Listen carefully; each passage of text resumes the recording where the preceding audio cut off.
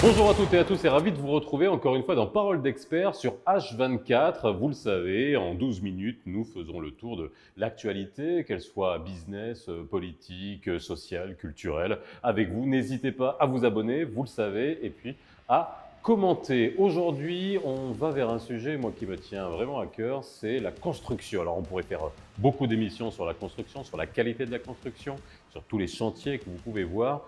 Alors, quand vous construisez une maison, que ce soit un grand projet ou un petit, vous pouvez vous dire, ah, c'est le plombier qui vient avant l'électricien et puis après la personne qui va poser la dalle, etc.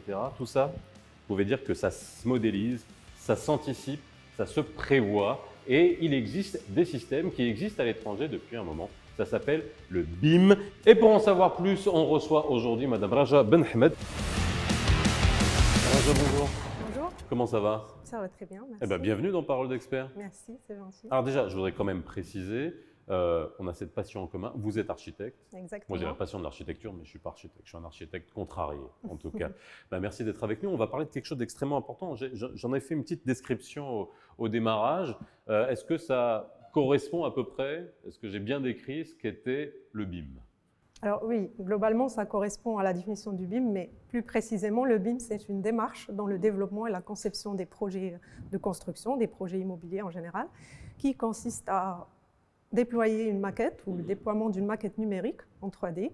Et cette maquette, elle constitue la base de données de tout projet, durant tout son cycle de vie, depuis la conception jusqu'à l'exploitation, en passant par la phase de réalisation. Alors, alors quand vous me dites maquette, dans l'architecture, dans la conception d'un projet, il y a toujours eu des maquettes. Hein. Alors, il y avait les maquettes physiques, ça existe encore, mais c'était un vrai métier d'artiste. Et aujourd'hui, vous me dites que cette maquette devient modélisée avec toutes les technologies qu'on peut avoir et que ça permet d'avoir en détail l'ossature, la structure du bâtiment? Alors, la maquette telle que tout le monde connaît, donc c'est la maquette physique, comme vous dites, faite avec du carton, papier mousse ou autre. C'est plus mais pour là, un on rendu esthétique et d'intégration dans l'environnement. Pour mieux représenter le projet en 3D, on va dire. Là, cette maquette, elle est numérique, c'est-à-dire à travers un logiciel, elle est en 3D et elle est numérique. Et chaque élément qui compose cette maquette numérique comporte les détails qui le définissent. Alors la liste de ces détails, elle est limitée. Ça peut partir donc de la dimension, le matériau, la couleur, le modèle, la référence. Donc on parle bien de toutes les composantes de la maquette, que ce soit un lavabo, un luminaire, un mur, une dalle. Et même dans la structure, c'est-à-dire je clique sur une le colonne, poteau, je sais que c'est la une dalle, colonne sèche, exactement. je sais quel revêtement il y a à l'intérieur. Exactement, etc. les réseaux techniques, que ce soit de la plomberie, de l'électricité, de la clim, donc on a tous les détails qui composent cet élément-là. Alors, qu'est-ce que ça donne comme avantage? Alors, vous, en tant qu'architecte, mais pas seulement, aussi à tous les corps de métier qui rentrent. Avant de parler des avantages, je voudrais juste dire que pendant ce processus, la particularité du BIM, c'est que tous les intervenants agissent en même temps. Chacun apporte, que ce soit l'architecte, le bureau d'études, l'entreprise, chacun apporte sa contribution, sa petite partie à la maquette, à une seule maquette unique, simultanément et de façon en temps réel, d'où le terme travail collaboratif. Et donc, à la fin, on aboutit à un modèle numérique complet et coordonné, c'est-à-dire sans discordance entre les différents corps de métier.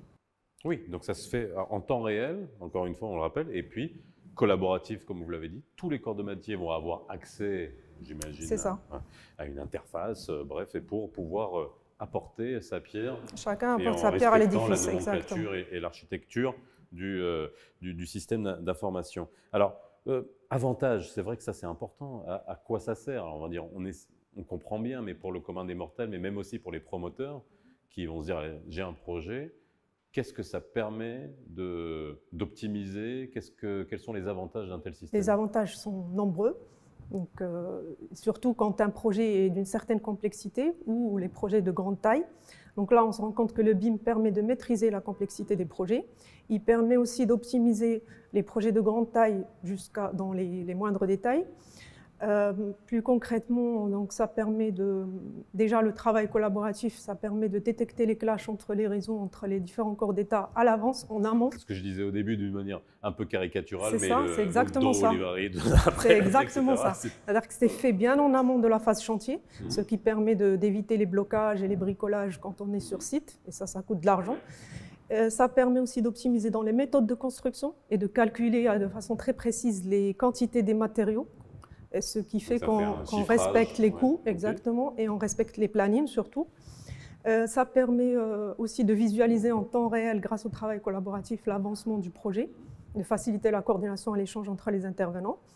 Et ça permet aussi de viser le plus haut standing dans les projets. Donc, comme je disais, c'est un peu le seul moyen de maîtriser la qualité des projets complexes et de grande taille. Alors, ça coûte cher?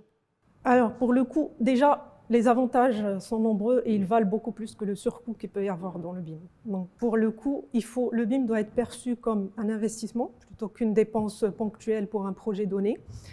Et lorsqu'un intervenant ou une entité décide de passer au BIM, il y a un surcoût donc dans l'achat du matériel informatique, des logiciels, des licences, la formation des collaborateurs, parfois même la sous-traitance de certaines missions, la modélisation par exemple.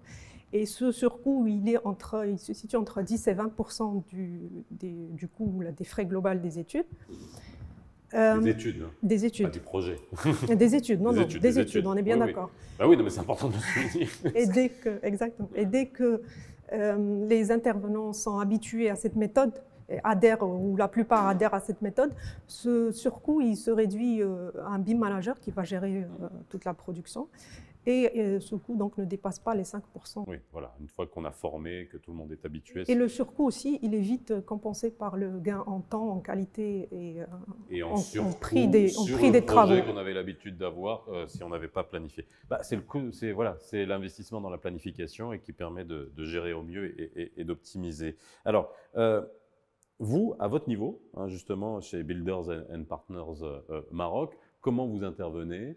Qu'est-ce que vous proposez? Et puis, j'avais aussi une autre question, mais c'est vrai que ça, c'est un système aujourd'hui qui est obligatoire dans d'autres pays ou pas? Ou c'est très utilisé, mais je ne sais pas si c'est obligatoire. C'est obligatoire dans certains pays d'Europe. J'ai en tête la Grande-Bretagne qui l'exige à partir d'une certaine surface de projet, donc pour les projets de grande taille. En Singapour aussi, aux États-Unis et en France, je pense que ça commence à être obligatoire dans les marchés publics. Alors, comment vous intervenez? Builders and Partners fait partie du groupe Vertical Sea, qui est un groupe de management de projets, d'ingénierie du bâtiment et de conseil, et qui intervient dans les domaines de la construction, l'immobilier, l'énergie, la géotechnique, le numérique dont fait partie le BIM. Builders and Partners Maroc travaille sur différents projets, que ce soit au Maroc, que ce soit dans d'autres pays africains ou en France, dans les secteurs de l'hôtellerie, du tertiaire, des commerces, le résidentiel, des équipements de santé, les équipements sportifs, les équipements scolaires ou les campus, pour des missions de management de projet et de BIM. L'agence de Casablanca, plus particulièrement, s'occupe du volet BIM. On a des missions d'AMO BIM, assistante maître d'ouvrage BIM, de BIM management, de synthèse et coordination sous BIM et de modélisation. Et BIM, ça en fait du BIM. Hein. Alors, question, une fois que le projet est réalisé, on a cette maquette qui est toujours à disposition, cette modélisation, est-ce qu'elle peut être utilisée après, notamment pour la maintenance, en cas de problème, c'est-à-dire elle n'est pas jetée? Ah non, non, pas du tout. Ça nous mène, cette question nous mène à parler d'un aspect très très important du BIM et un peu méconnu des acteurs du BIM, surtout au Maroc. C'est ce qu'on appelle le BIM d'exploitation. Donc cette maquette qu'on a développée en phase conception et réalisation, elle va continuer à évoluer vers ce qu'on appelle une maquette DOE, DOE pour dossier des ouvrages exécutés. C'est-à-dire il va y avoir dans cette maquette toutes les informations telles qu'ils ont été construits réellement voilà. Sur le site. Donc, si on clique, ce qu'on disait tout à l'heure, sur un équipement technique ou un équipement de clim, par exemple, qui a été remplacé ou alors on a changé de matériaux, on va avoir exactement le modèle qui a été posé sur le bâtiment une fois livré à la réception. Et donc, on va avoir sa fiche technique, jusqu'à sa fiche technique. On peut intégrer dans les propriétés de chaque élément jusqu'à la fiche technique, le nom du fournisseur, la marque, la référence du produit. Et donc, ça permet de optimiser, on va dire, et de faciliter la maintenance et les travaux qui vont être faits dans les années futures. Aussi, hein. J'imagine aussi que ça nous permet de voir, bah tiens, ici, si on veut faire des travaux, etc. Ça doit... Exactement. Cette maquette, on peut s'en servir pour faire du BIM d'exploitation, qui est justement, l'exploitant va utiliser cette maquette avec d'autres logiciels de maintenance qui vont lire ces données et en cas de problème, par exemple, de panne sur un équipement technique, il va recevoir une alerte qui va localiser le système défaillant, qui va lui permettre d'y accéder sans faire de dégâts dans les biens et sans déranger surtout les utilisateurs. Exactement. Etc. Il va savoir où aller exactement et travailler efficacement. Vous avez tout cassé. Pas dégrader les biens, exactement, et pas déranger les utilisateurs surtout. Alors, dernière question, vous travaillez beaucoup avec l'étranger, hein, c'est ce que j'ai bien compris. Qu'est-ce qui se passe? Le Maroc, c'est dur, on va dire l'écosystème, on va dire, n'adopte pas ce type d'outils d'anticipation suffisamment? Alors, il y a quelques années, oui, ça a été le cas. Il y a 5 ans ou un peu plus, c'était le cas. C'était un peu nouveau au Maroc. Mais là, ça commence. Il y a beaucoup d'organismes qui commencent à adhérer à cette méthode. Les investisseurs, que ce soit les investisseurs étrangers au Maroc ou les maîtres d'ouvrage marocains, commencent à l'exiger, surtout pour les projets complexes où ils ne veulent pas s'aventurer dans des projets et avoir un risque qu'il y ait un risque dans la qualité ou dans les délais de dépassement de délai ou des coûts. Et même les acteurs publics, les donneurs d'ordre public, commencent à être conscients de l'intérêt du BIM. D'ailleurs, on voit aujourd'hui dans beaucoup de consultations et de concours pour des marchés publics que le BIM est exigé. Vous avez, vraiment pour finir, vous avez travaillé sur quel type de grands projets avec Alors au Maroc, on a fait, Builders et Partners a coordonné le BIM Management à la synthèse BIM du siège de crédit du Maroc à Casablanca. Actuellement, on travaille sur une grande villa d'exception tout en BIM. Ça a été exigé par le maître d'ouvrage, qui est un maître d'ouvrage privé, donc c'est un projet pour particulier. On a fait aussi le siège de CFG Bank à Casa, une clinique à Rabat, Zahra Tribat à Rabat. On a développé un énorme projet résidentiel sur le site de CFC de la place financière de Casablanca, qui est les jardins d'enfants. Un projet pour Yamed Capital, beaucoup de projets de bureaux qui démarrent en BIM. Voilà, donc on va dire, et là ce qui est bien, c'est que vous voyez, il y a du corporate, il y a aussi du particulier, mais bon, exactement, une villa d'exception, donc ça peut convenir à tout le type monde. de bâtiment. Et voilà. J'espère en tout cas que vous avez compris l'utilité de l'anticipation que permet le BIM. C'est de l'anticipation, c'est de la modélisation, et puis dans l'air du temps, puisque ça vous permet de gérer aussi le bâtiment au fur et à mesure et de suivre sa vie tout au long de l'évolution et de sa modification. Merci en tout cas, Raja, d'avoir été avec nous pour nous avoir expliqué ce qu'était le BIM. Je dormirai moins bête ce soir. Merci d'avoir été avec nous. On se retrouve très vite dans Parole d'Expert pour un autre numéro sur H24. À bientôt. Bye bye.